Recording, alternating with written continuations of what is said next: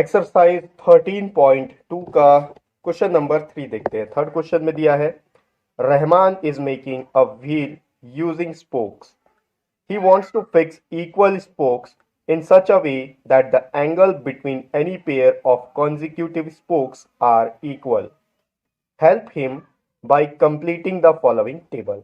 देखो, रहमान कोई लड़का है, वो एक व्हील बना रहा है। व्हील क्या होता है? चक्का होता है।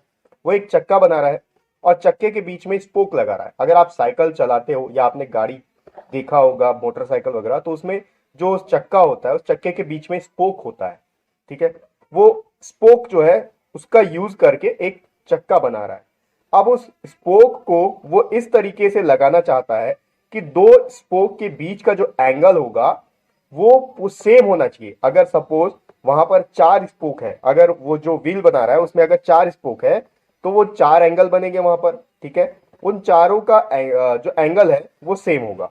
देखो, यहां पर आपको 3 व्हील बना हुआ दिख रहा होगा। ठीक है, ये डायग्राम आपको जो दिख रहा है, यहां पर आप देखोगे तो पहला जो चक्का बना हुआ है इसमें 3 एंगल बन रहे हैं, 3 स्पोक लगा हुआ है, 3 एंगल बन रहे हैं। तो ये तीनों एंगल सेम रहना चाहिए, ऐसा व्हील वो बनाना चाहता है।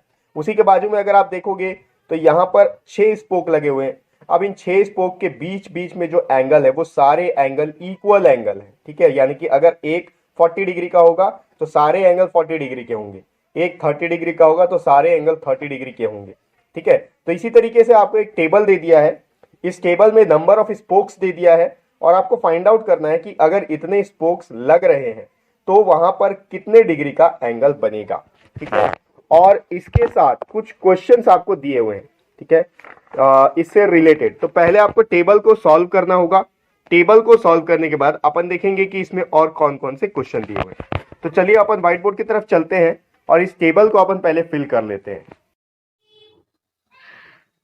देखो, ये जो टेबल है आपकी टेक्स्ट बुक में दिया हुआ है। अब यहां पर देखो, नंबर ऑफ स्पोक 4 है।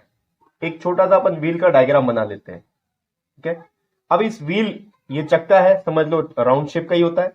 इसमें अगर अपन स्पोक लगाएंगे, रहमान क्या कर रहा है, इसमें स्पोक लगा रहा है और स्पोक ऐसा लगाता है कि इस दोनों स्पोक के बीच का जो एंगल है, इन दोनों स्पोक के एंगल के इक्वल होगा।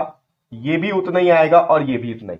तो पहला टेबल दिया है कि यहां पर अगर व्हील में 4 स्पोक लग रहे हैं तो हर एक एंगल 90 डिग्री का बनेगा। मतलब ये एंगल भी 90 डिग्री होगा, ये एंगल 90 डिग्री, ये एंगल 90 डिग्री और ये एंगल भी 90 डिग्री का। उसी तरीके से अगर इसमें 6 स्पोक लगाए जाए, यहां पर अगर ऐसे बढ़ जाए स्पोक, तो अब 6 स्पोक लग गया। ठीक है, तो यहां पर क्या होगा, देखो ये तो मैं रफ डायग्राम बना रहा हूं, लेकिन अगर रहमान के अकॉर्डिंग हम लोग इस व्हील को बनाना चाहें तो 6 स्पोक लगाने पर सारे के सारे एंगल इक्वल होंगे। यानी कि ये वाला एंगल, ये वाला एंगल, ये एंगल, ये एंगल, ये एंगल और ये एंगल, 6 एंगल बन गए। इन 6 एंगल का मेजरमेंट है 60 डिग्री। यानी कि ये भी 60 डिग्री, ये भी, ये भी, ये भी, ये भी और ये भी, सारे के सारे 60 डिग्री के हैं। ठीक है, तो अब हम लोग को ये फाइंड आउट करना है कि इसी तरीके से अगर आगे बढ़ता जाए तो रहमान अगर ऐसा व्हील बनाता है जिसमें 8 स्पोक है तो उसमें हर एक एंगल का मेजरमेंट कितना होगा, ये हम लोग को फाइंड आउट करना है। तो ठीक है, आप यहां पर देखो, थोड़ा सा ध्यान दो। जैसे जैसे स्पोक्स बढ़ते जाएगा, ये जो एंगल है ये छोटा होते जाएगा। ठीक है, अगर नंबर ऑफ स्पोक 4 है, इस व्हील में अगर 4 स्पोक है तो हर एक एंगल 90 डिग्री का बन रहा है। उसके बाद दिया है अगर 6 स्पोक है तो हर एक एंगल 60 डिग्री का बन रहा है। इसका मतलब ये डिक्रीजिंग ऑर्डर में जा रहा है, जो एंगल है ये डिक्लाइन होते जा रहा है, नीचे जा रहा है, कम हो रहा है और उसी के साथ ये स्पोक बढ़ रहा है। ठीक है, तो यहां पर देखो, अगर इसको हम लोग x मान ले और इसको y मान ले, x बढ़ रहा है, y कम हो रहा है, तो ये कौन सा कंडीशन है, इनवर्स प्रपोर्शन का। तो यहां पर हम लोग इनवर्स प्रपोर्शन को यूज करके ये जो वैल्यूज है इसको हम लोग फाइंड आउट करेंगे। इनवर्स प्रपोर्शन में क्या होता है, x1 into y1 is equals to x2 into y2 होता है। ठीक है, तो यहां पर पहले इसका वैल्यू फाइंड आउट करना है। हम लोग इसको सपोज कर लेते हैं कि ये x है। ठीक है, या फिर हम लोग सीधा सीधा इसको लेते हैं x1, इसको लेते हैं y1, इसको लेते हैं x2, इसको लेते हैं y2, ये x3, ये y3, ये x4, ये y4, ये x5 और ये y5। अब हम लोग लिख सकते हैं x1 is equals to y1, sorry x1 into y1 is equals to x2 into y2 is equals to x3 into y3 is equals to x4 into y4 is equals to x5 into y5। यानी कि सबका जो multiplication होगा वो equal आएगा, क्योंकि ये inverse proportion है। हम लोग क्या लिखेंगे, since it is in inverse proportion, ठीक है, ये इनवर्स प्रोपोर्शन में चल रहा है, इसलिए x1 into y1 is equals to, यहां पर लिख सकते हैं, हमको इसका वैल्यू फाइंड आउट करना है, x2 और y2 तो दिया हुआ है, हम लिखेंगे x3 into y3, value put करेंगे x1 और y1 का, 4 इंटू y का वैल्यू है 90 इज इक्वल्स टू x3 में x3 का वैल्यू 8, y3 का वैल्यू हम लोग को फाइंड आउट करना है, ये y3 है। अब देखो यहां पर क्या हो रहा है, 8 जो है y3 के साथ मल्टीप्लाई हो रहा है, अगर वो लेफ्ट साइड आएगा तो यहां के डिवाइड हो जाएगा, तो ये होगा 4 into 90 divided by 8 is equals to y3। काटेंगे इसको, देखो 4 1 जा 4, 4 2 जा 8, 2 से डिविजिबल है, 4 1 जा 4, यहां आ जाएगा 2 4 जा 8, ये 2 से डिविजिबल, सर 2 से करें, 2 1 जा 2 हो गया, 2 4 जा 8, यहां बच गया 1, ये हो गया 10, 2 5 जा 10। कितना आया y3 का value, y3 is equals to 45 degree, ये आ गया 45 डिग्री। ठीक, अगर रहमान जो व्हील बना रहा है उसमें 10 स्पोक लगाए जाएं तो हर एक एंगल कितने डिग्री का बनेगा, ये हम लोग इजीली फाइंड आउट कर सकते हैं। अब क्या करेंगे हम लोग, इसका वैल्यू फाइंड आउट करने के लिए इसी से इक्वल करेंगे इसको, 4 into 90 is equals to 10 into y4, यहां पर 10 y4 के साथ मल्टीप्लाई हो रहा है, अगर उसको लेफ्ट साइड भेजेंगे तो यहां आके डिवाइड होगा, ये हो जाएगा 4 into 90 divided by 10 is equals to y4, ये जीरो कैंसल हो गया, 4 9 जा 36 is equals to y4, y4 का वैल्यू 36। यानी कि अगर रहमान ऐसा चक्का बनाता है जिसमें 10 स्पोक लगाए जाएं तो हर एक एंगल का मेजरमेंट 36 डिग्री का होगा।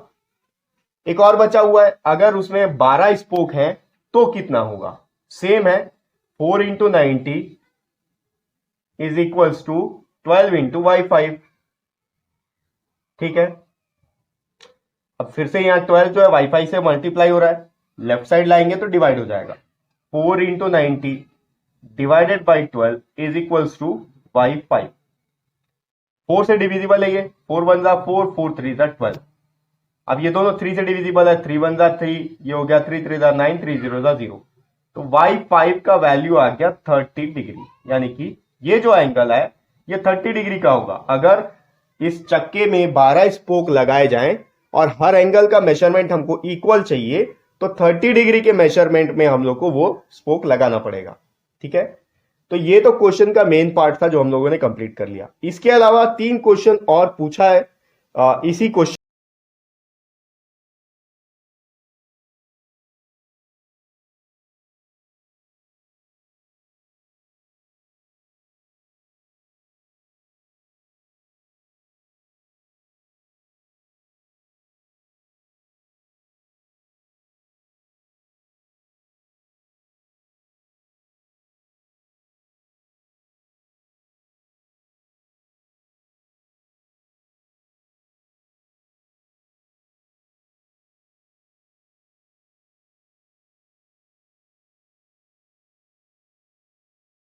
है या नहीं, ये क्वेश्चन पूछ रहा है।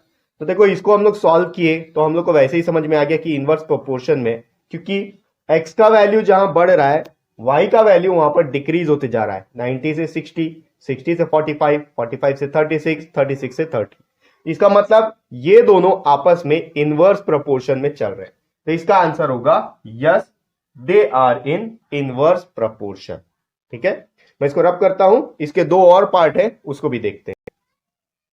थर्ड क्वेश्चन का जो सेकंड पार्ट है, यहां पर बोल रहा है calculate the angle between a pair of consecutive spokes on a wheel with 15 spokes. Question में बोल रहा है अगर किसी चक्के में 15 स्पोक लगाए जाएं तो उनके कॉन्सिक्यूटिव स्पोक्स के बीच का एंगल कितना होगा। तो यह ज्यादा कॉम्प्लिकेटेड नहीं है, सेम यही चीज है जो हम लोगों ने यहां किया। यहां पर क्या दे दिया है, नंबर ऑफ स्पोक्स अब हमारे पास 15 है। हम लोग को फाइंड आउट करना है कि इसके बीच में जो एंगल बनेगा वो कितने डिग्री का होगा, जो सारे एंगल सेम आएंगे। ठीक है, तो हमारे पास डेटा ऑलरेडी है, इसको थोड़ा एक्सटेंड कर लेते हैं। x5 था तो यहां पर कर लेंगे, ये x6 हो गया, ये हो गया y6।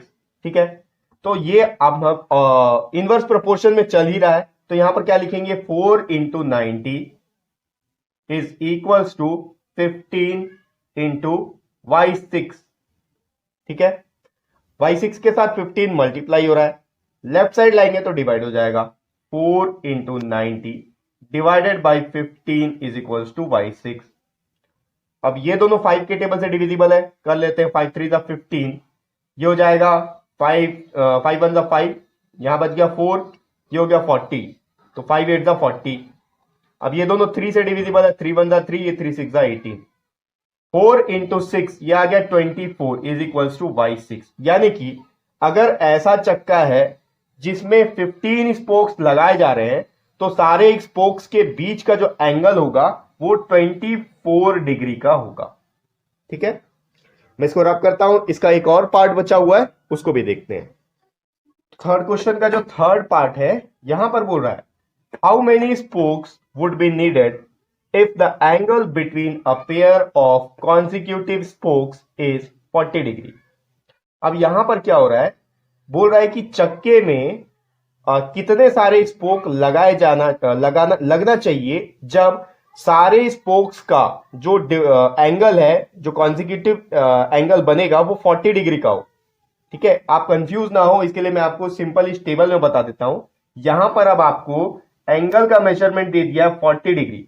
आपको फाइंड आउट करना है कि इसमें कितने सारे स्पोक्स लगेंगे कि सारे स्पोक्स के बीच का जो मेजरमेंट है वो 40 डिग्री है।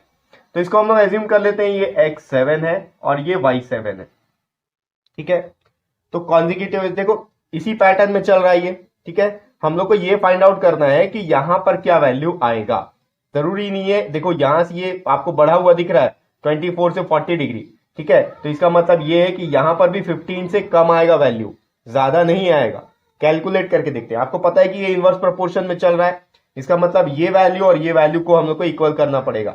यहां होगा 4 into 90 is equal to 4 into 90 यहां से उठाए, यहां पर आएगा x7 इंटू 40 x7 के साथ मल्टीप्लाई हो रहा है, लेफ्ट साइड लाएंगे तो डिवाइड हो जाएगा।